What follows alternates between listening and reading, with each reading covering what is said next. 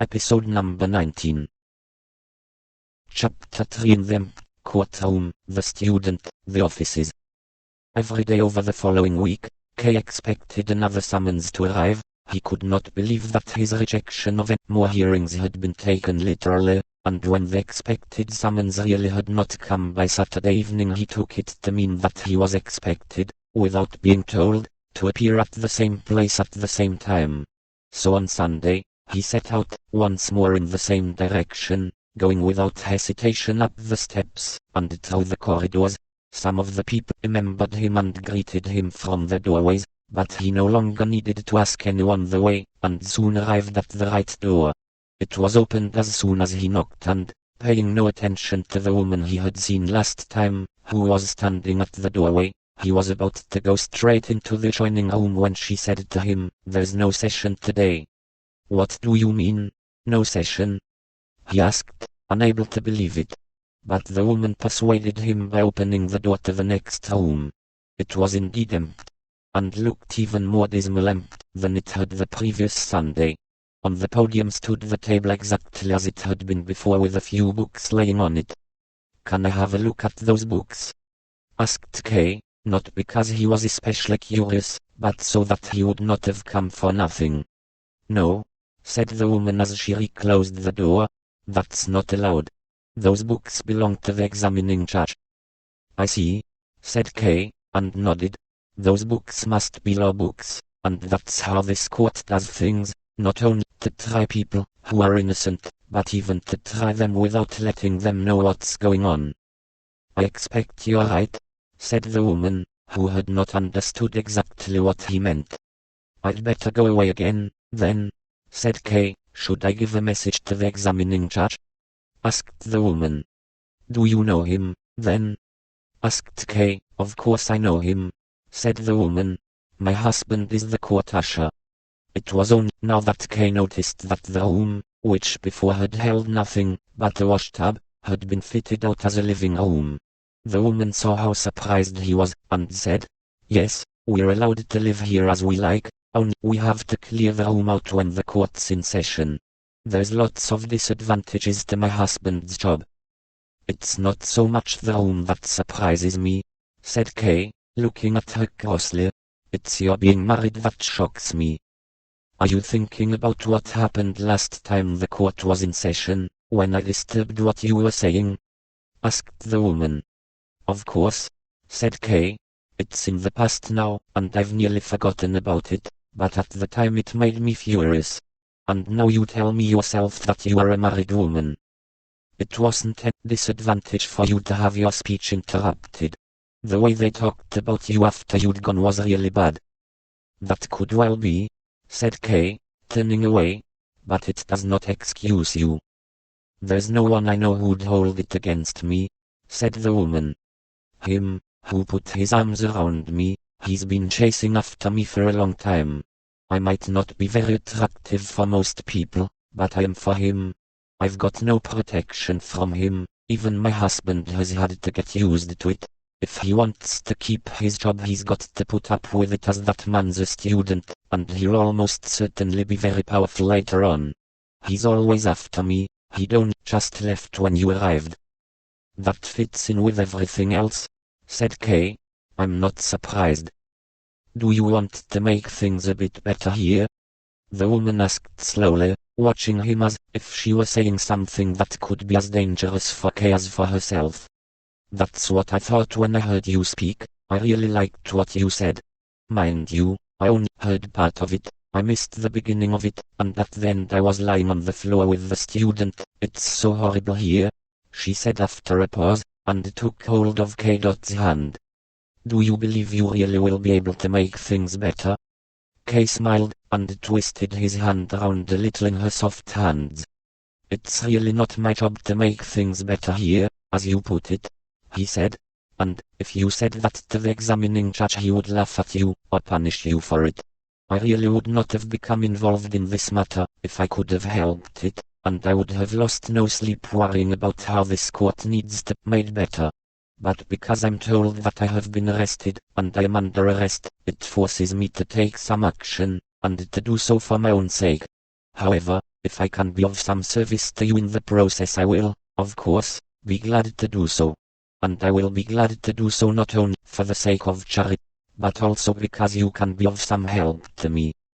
How could I help you, then? Said the woman.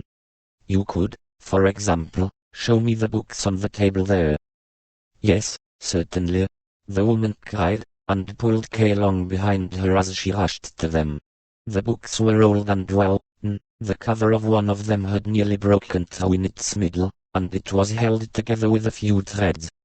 Everything is so here, said Kay, shaking his head, and before he could pick the books up the woman wiped some of the dust off with her apron. Kay took hold of the book that lay on top, and threw it open. An indecent picture appeared. A man and a woman sat naked on a sofa. The base intent of whoever drew it was easy to see, but he had been so grossly lacking in skill that all that anyone could really make out were the man and the woman, who dominated the picture with their bodies, sitting in overly upright postures that created a false perspective, and made it difficult for them to approach each other. Kay didn't thumb through that book more, but just threw open the next one at its title page. It was a novel with the title, What Gret Suffered from Her Husband, Hans. So this is the sort of law book they start here, said Kay. This is the sort of person sitting in judgment over me. I can help you, said the woman. Would you like me to? Could you really do that without placing yourself in danger? You did say earlier on that your husband is wholly dependent on his superiors. I still want to help you, said the woman. Come over here, we've got to talk about it. Don't say more about what danger I'm in. I only fear danger where I want to fear it. Come over here. She pointed to the podium and invited him to sit down on the step with her. You've got lovely dark eyes, she said after they had sat down, looking up into K.'s face. People say I've got nice eyes too, but yours are much nicer. It was the first thing I noticed when you first came here. That's even why I came in here, into the assembly room. Afterwards, I'd never normally do that. I'm not really even allowed to. So that's what all this is about, thought Kay. She's offering herself to me. She's as degenerate as everything else around here. She's had enough of the court officials, which is understandable I suppose, and so she approaches a stranger and makes compliments about his eyes.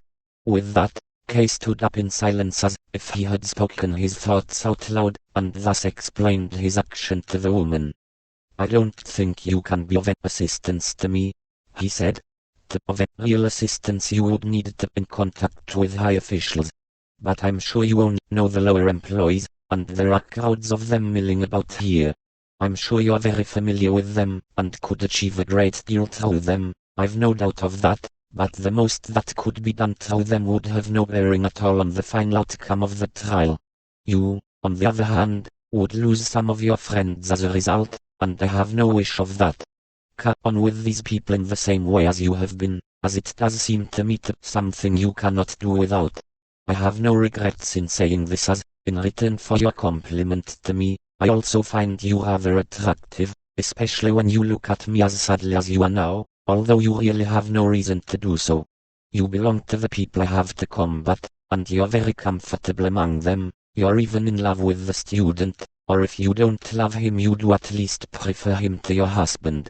It's easy to see that from what you've been saying. No, she shouted, remained sitting where she was, and grasped K.'s hand, which he failed to pull away fast enough. You can't go away now. You can't go away when you've misjudged me like that. Are you really capable of going away now? Am I really so ass that you won't even do me the favor of staying a little bit longer? You misunderstand me, said Kay, sitting back down. If it's really important to you for me to stay here then I'll be glad to do so. I have plenty of time. I came here thinking there would be a trial taking place. All I meant with what I said just now was to ask you not to do anything on my behalf in the proceedings against me. But even that is nothing for you to worry about when you consider that there's nothing hanging on the outcome of this trial, and that, whatever the verdict, I will just laugh at it.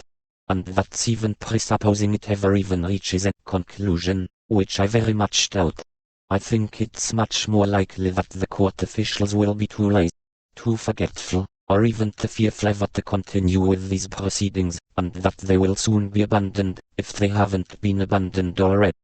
It's even possible that they will pretend to carry on with the trial in the hope of receiving a large bribe, although I can tell you now that that will be quite in vain, as I pay bribes to no one.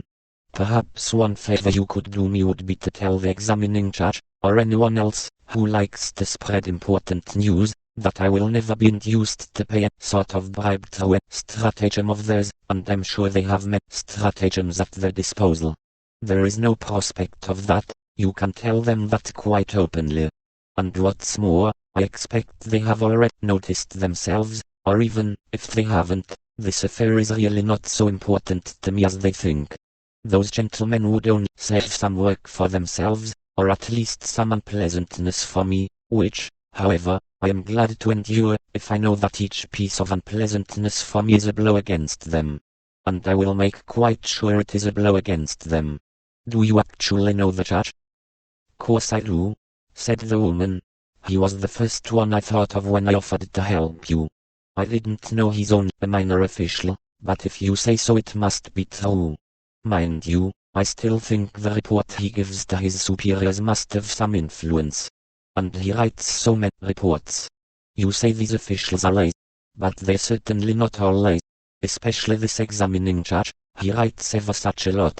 Last Sunday, for instance, that session went on till the evening. Everyone had gone, but the examining judge, he stayed in the hall. I had to bring him a lamp in. All I had was a little kitchen lamp, but he was very satisfied with it, and started to write straight away. Meantime my husband arrived. He always has the day off on Sundays. We got the furniture back in, and got our home sorted out, and then a few of the neighbors came. We sat, and talked for a bit by a candle. In short, we forgot all about the examining judge, and went to bed. All of a sudden in the night, it must have been quite late in the night, I wakes up. Next to the bed, there's the examining judge shading the lamp with his hand so that there's no light from it falls on my husband. He didn't need to be as careful as that. The way my husband sleeps, the light wouldn't have woken him up anyway. I was quite shocked, and nearly screamed, but the judge was very friendly, warned me I should be careful. He whispered to me he's been writing all this time, and now he's brought me the lamp back, and he'll never forget how I looked when he found me there asleep. What I mean, with all this, I just wanted to tell you how the examining judge really does write lots of reports, especially about you, as questioning you was definitely one of the main things on the agenda that Sunday. If he writes reports as long as that, they must be of some importance. And besides all that, you can see from what happened that the examining judge is after me, and it's right now, when he's first begun to notice me, that I can have a lot of influence on him. And I've got other proof I mean a lot to him, too. Yesterday, he sent that student to me, the one he really trusts, and who he works with. He sent him with a present for me, silk stockings. He said it was because I clear up in the courtroom, but that's only a pretense. That job's no more than what I'm supposed to do. It's what my husband gets paid for. Nice stockings, they are. Look. She stretched out her leg, drew her skirt up to her knee, and looked, herself, at the stocking. They are nice stockings, but they're too good for me, really.